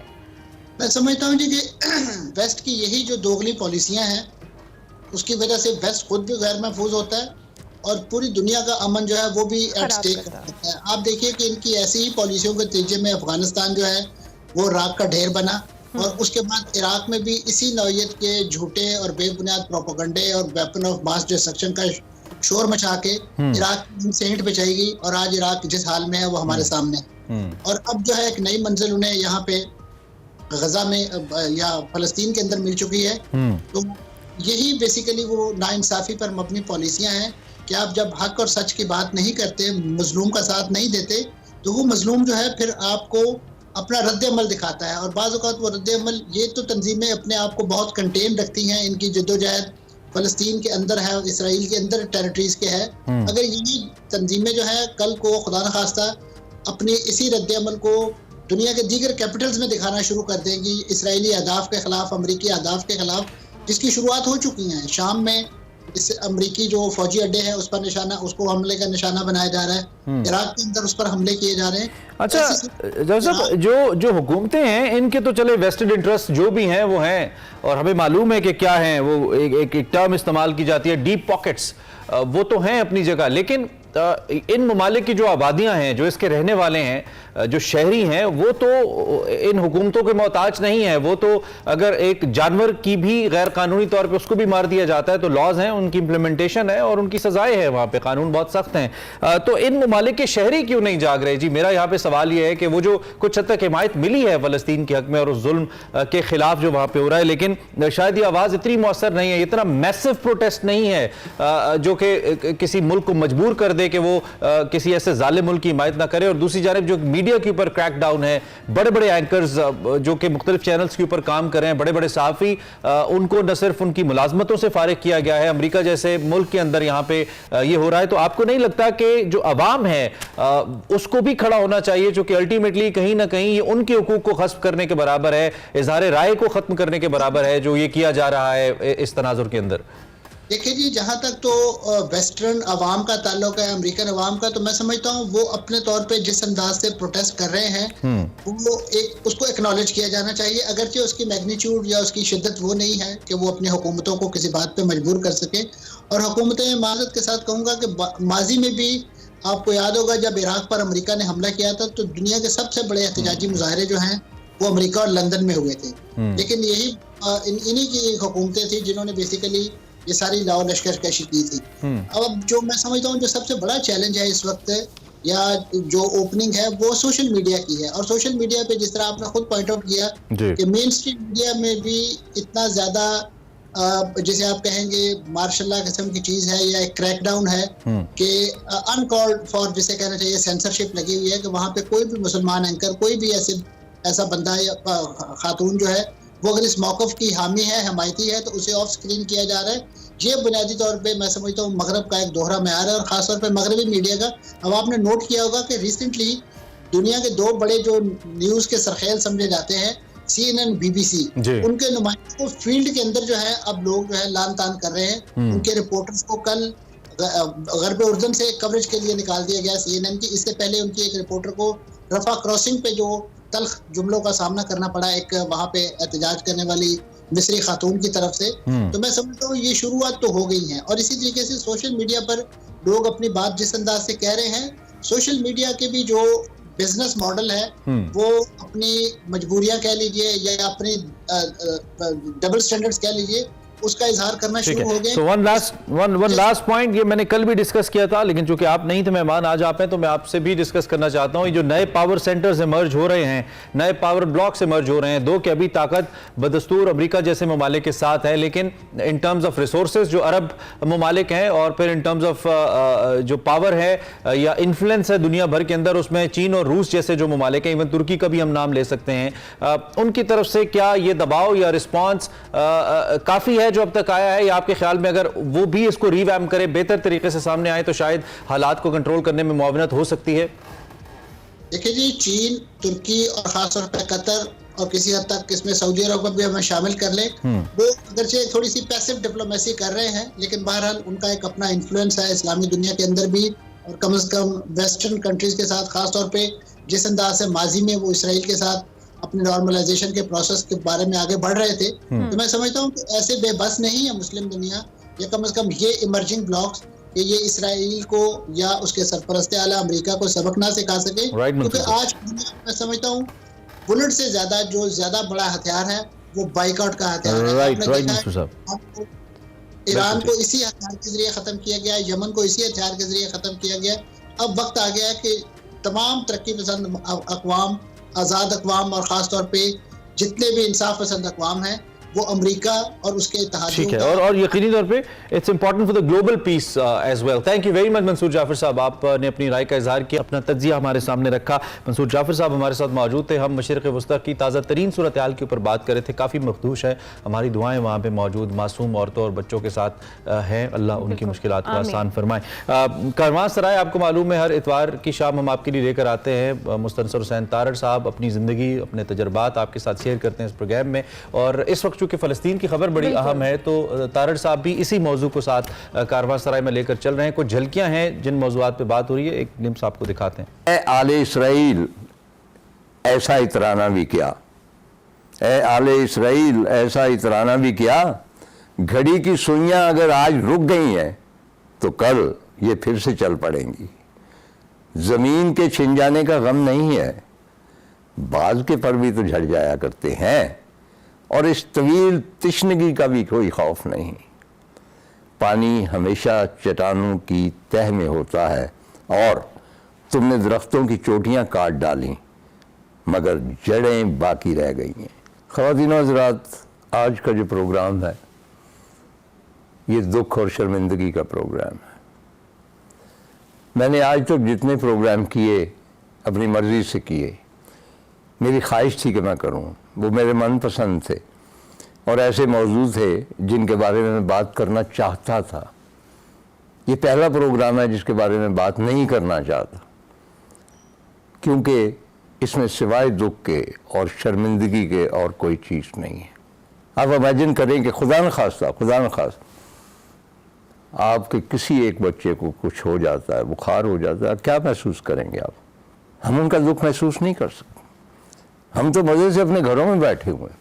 अच्छा, एक बात अर्ज़ कर दूँ कि जितने भी नज़ार कबानी, मलाइका, महमूद दरवेश फ़लस्तीनी शायर हैं, इनकी शायरी हमारी उर्दू शायरी से कहीं ज़्यादा बुलंद। क्योंकि वारदात उन पे गुजरी है। महमूद दरवेश छोटा सा बच्चा था, जब आधी रात के वक्त उसकी माँ ने उठा के कहा कि चलो भाग चलो, उसने कहा कहाँ, मेरा गांव कहाँ जाना है? उसने कहा बस भाग चलो। और वो अंधाधुंध खेतों में से भाग रहे थे, क्योंकि ऐलान कर दिया गया था कि ये गांव खाली कर दिया जाए। और उसके बाद इसराइली बुलडोज़र आए और वो तमाम गांव जो है वो मस्मार कर दिया गया। क्या आप जानते हैं कि फ़लस्तीन के पुराने नक्शे में 252 ऐसे गांव हैं, उनके नाम हैं, उनकी सिविलाइजेशन है, उनके गिरजातून के बाग हैं। आज अगर आप नक्शा देखें जो लेटेस्ट है, उसमें वो 250 गांव मौजूद नहीं है। चुनाचे जब वो महमूद दरवेश अपनी माँ के साथ भागा जा रहा और उसके पास वो कहता है कि जब मैं गया एक अजनबी सरजमीन पे, वो लबनान था, तो वहाँ मुझे महाजर के नाम से पुकारा गया, मेरा वतन खो चुका था, और फिर मुझे अपनी लाइन में खड़ा होना पड़ा रोटी लेने के लिए। आज ही न्यूयॉर्क टाइम में खबर है कि लाइसेंस टू किल दे दिया गया। आपको याद है कि भाई 007 जो फिल्में आती थी उसमें लिखा होता है कि लाइसेंस टू किल, कि आप किसी को भी हलाक कर सकते हैं। चुनाचे वेस्ट जो है पूरा और अमेरिका, उसने लाइसेंस दिया है टू किल द पैलेस्टीनियन। बहुत ही अफसोसनाक सूरत हाल है, इस पर जितनी बात की जाए कम है। तार साहब आपको कारवांसराय में इतवार की रात 8:05 पे बताएंगे इस हवाले से मजीद क्या बात होगी। आप पूरा शो देखेंगे तो आपको अंदाजा होगा। अभी हम एक ब्रेक लेंगे, ब्रेक के बाद वापस आएंगे। आप देखते रहिए एक्सप्रेसो।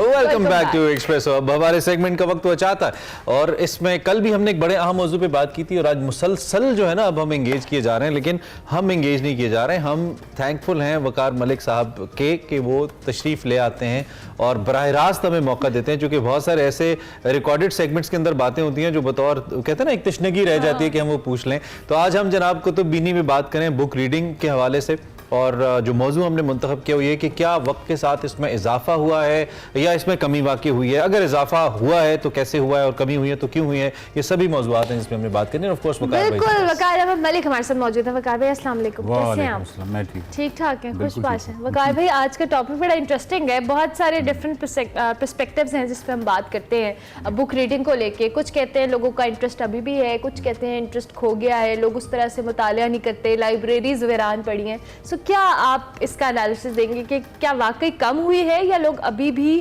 पढ़ रहे हैं? एक पॉइंट ऑफ व्यू तो है, वो ये है कि नहीं ज़्यादा हुई है। अच्छा, मतलब बाकायदा मार्केट में एग्जिस्ट करता है। वो कहते हैं कि ऑनलाइन पब्लिशर्स को देखें और फिर पब्लिशर्स नए से नए आ रहे हैं और नए से नए पब्लिशर्स जो हैं अगर इतने की नुकसान वाला काम होता तो वो नए पब्लिशर्स ना आते वगैरह वगैरह।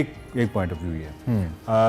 अच्छा, लेकिन मसला ये है कि आज से 10 साल या 15 साल पहले आप देखें तो बुक कल्चर जो है वो हुआ करता था ना, प्राइवेट लाइब्रेरीज होती थी। मुझे याद है कि मैंने जो इब्तदाई जितना भी मुताला है वो सारा प्राइवेट लाइब्रेरी से किया, 5-10 रुपए की, ठीक है, वो होती थी और महल्लों में होती थी ये लाइब्रेरी। ठीक है, वो सारी लाइब्रेरीज खत्म हो गई, बड़ी लाइब्रेरीज खत्म हो गई। इस्लामाबाद, पिंडी, यहाँ लाहौर में कितनी कितनी बड़ी लाइब्रेरीज, और लाइब्रेरीज पे जाने का एक कल्चर हुआ करता था, खत्म हो गया।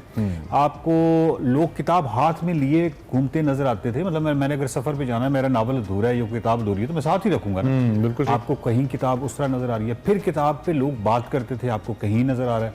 तो एक तो वही किताब कल्चर को तो हम देख रहे हैं कि वो तो खत्म हुआ है। अब आ रहे हैं वो पब्लिशिंग के हवाले से। सबसे पहले तो ये होगा कि वो पब्लिशर जो नए से नए खोल रहे हैं या कुछ वो कमा रहे हैं या जो भी है वो शाया क्या कर रहे हैं, क्योंकि अहम बात तो ये है कि वो किसी जगह पे वो बुक जो है वो कैसे जा रही है। दूसरा ये है कि पाकिस्तान जैसे बुक, ओवरऑल वैसे दुनिया में जितनी भी स्टडीज़ हैं या स्टैट्स हैं वो हमें बता रहे हैं कि बुक रीडिंग जो है कम हुई है। लेकिन पाकिस्तान जैसे मुल्क में हम इसको इस तरह ले लेते हैं कि 1000 किताब अगर अच्छा बेस्ट सेलिंग का म्यार क्या है, यानी बेस्ट सेलिंग बुक कौन सी होती है जो कि बहुत अच्छी बिकी, 1000 कॉपीज़। हमें पता है कि यूरोप में अगर बेस्ट सेलिंग का मतलब ये है कि 7 मिलियन 10 मिलियन कॉपी। पाकिस्तान में बेस्ट सेलिंग का मतलब ये है कि 1000 कॉपीज जो है वो 23 करोड़ का मुल्क है। अच्छा, ये एडिशन जो थे वो, और ये बड़ा मुसन्निफ के लिए ना कि मेरा एडिशन निकल गया। अच्छा, एडिशन अगर 1000 का निकल गया, अभी तो वैसे बहुत सारी बुक्स इस तरह शाया हो रही हैं कि 500 का एडिशन शाया हो रहा है। तो 500 का बुक्स अगर आपकी निकल गई तो बड़ी बात है, आप एक सक्सेसफुल ऑथर, सक्सेसफुल आदमी, इससे अंदाजा लगाएं। फिर आप ये अंदाजा लगाइए कि जो हमारा शायरी आपने देखा होगा यूनिवर्सिटीज और कॉलेजेस में जो शायरी पढ़ी जा रही है आजकल, जी जी जी जी जी, और फिर वो जो सत्यानाश हुआ पड़ा है इस पूरी सिन्फ का और मजाक बना के हमने रख दिया है, ऐसा ही। उसकी वजह क्या है? क्योंकि जो शायर है, जो शेर पढ़ रहा है, उसके पास भी अच्छा मुताले का रेफरेंस मौजूद नहीं है। जिसने फैज़ या मीरा जी या गालिब या इनको पढ़ा हो तो वो क्यों कर इस तरह का शेर कह सकता है? उसके ज़हन में तो एक अदब आलिया का एक स्टैंडर्ड तो होगा ना कम से कम। और वो जदीदियत का लिबादा पहनाने के चक्कर में मेयार को कॉम्प्रोमाइज कर रहा है। और वो मतलब जदीदियत भी नहीं है, मतलब कुछ भी नहीं है ना, कुछ भी नहीं है वो बल्कि एक ठट्ठा है, एक सिन्फ का ठट्ठा मजाक उड़ाने का। फिर उनको बहुत ज्यादा दाद मिल रही होती है आगे ऑडियंस। ऑडियंस कौन है? क्योंकि उनका ज़ौक ही नहीं होता। उनका ज़ौक उनके पास भी रेफरेंस नहीं है ना गालिब का। और शायर साहब बाकायदा तौर पे समझते हैं कि वो अच्छा लिख रहे हैं, वो भी अच्छा लिख रहे हैं उस दाद के बाद एग्जैक्टली जी। तो मतलब ये है कि वो जो ये आप इसकी जो ज़बू हाली है, इसके बहुत सारे अच्छा वकार भाई, एक बड़ा अहम नुक्ता है इस पे। एक तो हम कुतुब बीनी की बात करें ना, बुक रीडिंग, एक मेरे जहन में टर्म आ रही है कुतुब शनासी। अब जब हम ऑनलाइन बुक्स की बात करें तो मेरे ख्याल में वो कुतुब बीनी के अंदर नहीं आएगा, वो कुतुब शनासी के अंदर आ जाएगा। क्या उस रेशो को या उस नंबर को भी हम काउंट करें उस अलार्मिंग सिचुएशन के अंदर जिसका मैं और आप तस्करा कर रहे हैं? चूंकि फिर समहाउ अगर थोड़ा सा आगे बढ़ते जाए, चूंकि डिजिटल दौर है, बहुत सारे लोग किताबें या वाकयात या नॉवेल सुनते हैं तो पढ़ते नहीं है, तो क्या इसको भी हम उस जवाल के साथ रिलेट कर सकते हैं, या ये समहाउ एक ऐसा पहलू है कि चलें कम ही सही लेकिन एक सर्टन तबका मौजूद है जो इस जानिब भी राग़िब है और ये भी अच्छा है, इसको आप कैसे देखते हैं? बहुत कम है। मैं आपको बताऊं, इसमें दो तरह के तबकात हैं। वो जो बुक किसकी ऑडियो की आप बात कर रहे हैं, जी जी, उसमें तो कोई अरेंज नहीं, आपने पूरा नावल चाहे पढ़ लिया या सुन लिया, मुझे उसमें कोई प्रॉब्लम नहीं। असल चीज़ ये है कि मुझे आप ये कहें कि लाइक 1984 या कोई भी बड़ा नावल, ब्रेव न्यू वर्ल्ड या कोई नावल, आप मुझे कहेंगे यार ये मैं पढ़ नहीं सकता, मुझे अपना कोई रील बना दो 30 सेकंड की। ठीक है जी, वो मैंने रील आपको या कोई आपने कहीं से पढ़ ली रील बने।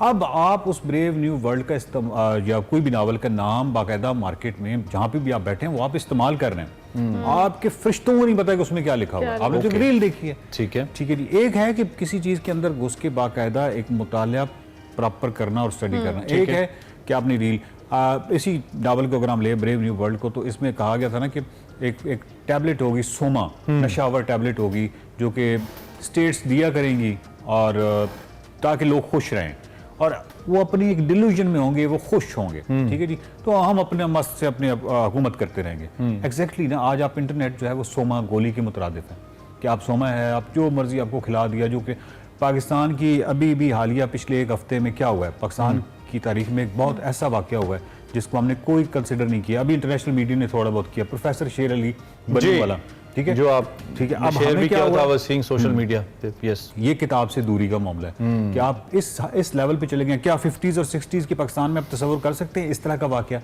ठीक है, उस वक्त आप साइंस के पर्चे चेक करें, साइंस का सिलेबस उस वक्त चेक करें, आप उस वक्त नहीं सोच सकते थे। और हम कैसी ज़बून वाली है 2023 यानी पीछे चले गए, मजीद पीछे चले गए। हम उसको गैलीलियो की तरह हमने उसको कटहरे में लाके खड़ा किया। आप उस वैसे शेर अली को पावर नहीं करेंगे और ये सारा मामला इसको टेकअप नहीं करेंगे, किसी ने लिया ही नहीं, ना आवाम को ना मुक्तदरा को, किसी को इंटरेस्ट भी नहीं है कि तालीमी निज़ाम एक और फैक्टर भी है, जैसे आप बुक रीडिंग के हवाले से जैसे भी आपने बात की कि जैसे लोग बता रहे हैं लोग वैसे ही सुनने वाले आगे। अनफॉर्चुनेटली हमारे यहाँ लाइब्रेरीज का कॉन्सेप्ट भी उस तरह से इनकरेज नहीं किया जाता, ना स्कूल लेवल्स पे ना वैसे। हम लाइब्रेरीज वैसे भी देखें कितनी को लाइब्रेरीज हैं या प्राइवेट लाइब्रेरीज जिनको शौक है उन्होंने घरों में बनाई हुई है।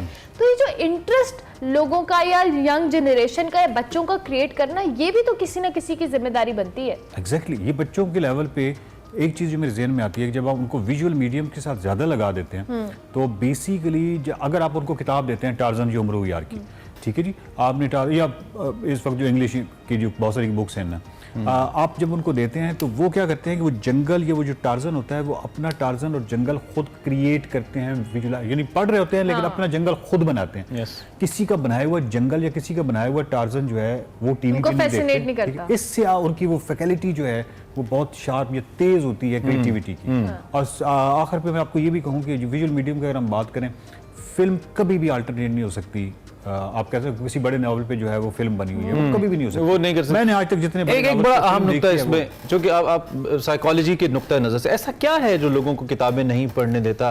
क्या वो हमारे अंदर बतौर ह्यूमन एंड देन बतौर पाकिस्तानी, क्या वो अर्ज ही नहीं है? अगर नहीं है तो क्यों? आई मीन वो प्रॉब्लम है क्या? क्या आसानी नहीं है उसमें ज़्यादा, इसमें ज़्यादा आसानी है कि हम गैजेट्स पे जाएं? साइकोलॉजिकली, नफ्सियाती तौर पे ऐसा क्या है जो आपको किताब पढ़ने से रोकता है या मुश्किल होती है आपको बुक रीडिंग की जान? क्योंकि मैं अपनी मिसाल देता हूं कि कई दफ़ा चाह के भी आप नहीं पढ़ सकते, कोशिश करते हैं फिर पढ़ते हैं, जैसे थक से जाते हैं। तो क्यों है ऐसा? दो चीज़ें हैं, एक तो अगर आपका ब्रॉटअप ऐसा नहीं है, बचपन से आपने रीडिंग हैबिट डेवलप नहीं हुई, क्योंकि वो उसमें होता था ना कि आप अगर इश्तियाक अहमद या किसी की नावल पढ़ रहे होते थे तो आप बच्चा जो है ना अंदर से उसकी कोशिश होती है कि मैं इसके नतीजे पे जल्दी पहुंचूं, तो नतीजे के लिए वो जल्दी पढ़ता है तो उसकी रीडिंग हैबिट जो है वो उस सस्पेंस की वजह से वो ऐसे हो जाती है कि वो बड़ा होके कोई भी किताब जो है वो 2-3 दिन में खत्म कर सकता है। तो ये चीज़ है कि आप उसको पढ़ने में दिक्कत नहीं होती, यानी एक फ्लो रवानगी आ जाती है। ठीक है, एक ये चीज़ है। दूसरा जो अभी हाँ कि ये आपने कहा है कि तब्दीली हुई है, इसकी एक वजह ये भी है कि हम एक मेंढकपन सा आ गया या एक ऐसी चीज़ आ गई है जो कि आप उसको कह सकते हैं कि डोपामीन जो है हमें उसका फ्लड चाहिए। ठीक है, तो पहले वो वैसे वीडियोस में मिल रहा था, मुख्तलिफ चीज़ों में मिल रहा था, अभी रील्स या इस तरह की चीज़ जिसमें आप टिकटॉक एक आया फिर अंगूठा बार बार आपको डोपामीन की डोज मिल रही है, बार बार वो हो रहा है। कोई सोल्यूशन है इसका कि लाएं वो रीडिंग की तरफ बच्चों को, नए बच्चों को कुछ लाएं? ऐसा ऑफ कोर्स यही है कि बच्चों को आप बाहर सूरत किताब से उनको जुदा ना होने दें।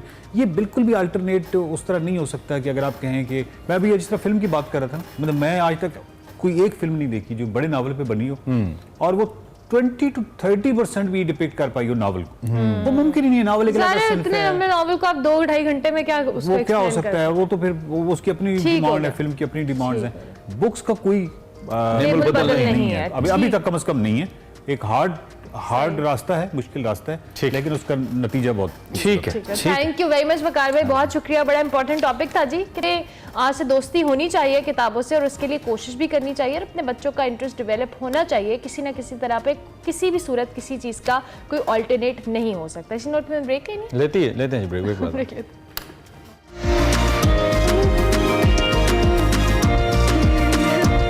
अब बात करेंगे मलका जज्बात अदाकारा नैयर सुल्ताना को, जिनको मदाहों से बिछड़े 31 बरस बीत गए। नैयर सुल्ताना के हवाले से आपको बताएं तो भारतीय शहर अलीगढ़ में पैदा हुई, तकसीम हिंद के बाद कराची और फिर लाहौर मुंतकिल हो गई, जहां हिदायतकार अंदर कमाल पाशा से उनकी मुलाकात हुई और 1955 में फिल्म कातिल से उन्होंने अपने फिल्मी करियर का आगाज किया। फन की सूरत में आज भी अपने मद्दाहों के दिलों में, अजहान में जिंदा हैं।